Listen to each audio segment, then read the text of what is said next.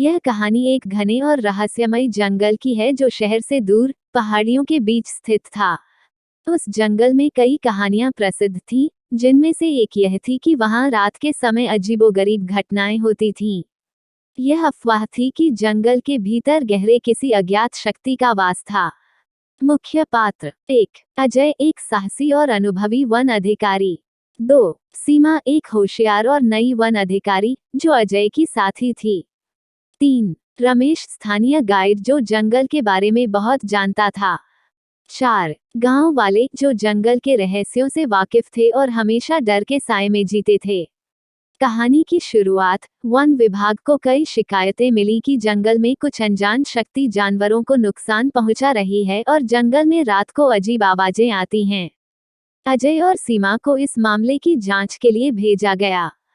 उनके साथ रमेश, स्थानीय गाइड भी था। जंगल में दाखिल होना: तीनों अधिकारी जब जंगल में दाखिल हुए तो वहां का माहौल बेहद डरावना था। चारों तरफ सन्नाटा और हवा में अजीब सी महक थी।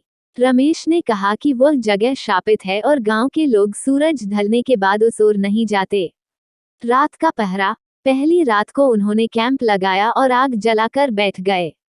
आधी रात के बाद अचानक से एक चीख की आवाज आई जो दूर से आती हुई लग रही थी। अजय और सीमा ने टॉर्च उठाए और उस दिशा में चल दिए।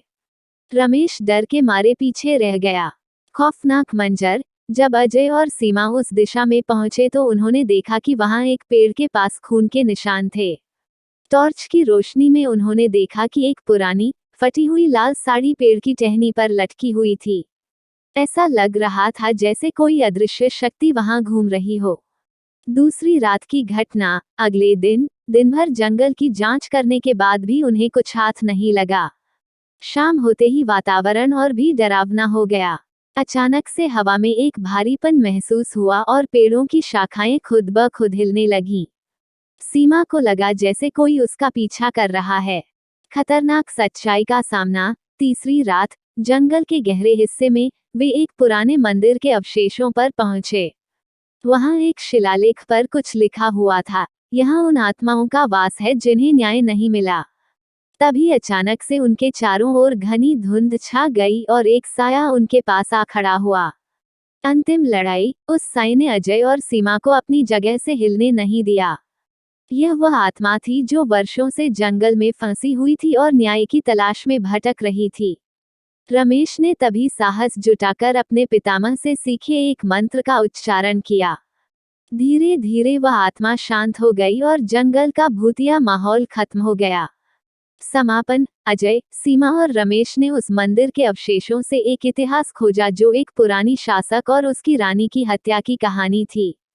उनकी आत्माएं शांति की तलाश में भटक रही थीं। वे गांव लौटे और मंदिर के पास एक शांति यज्ञ किया जिससे आत्माओं को मोक्ष मिला।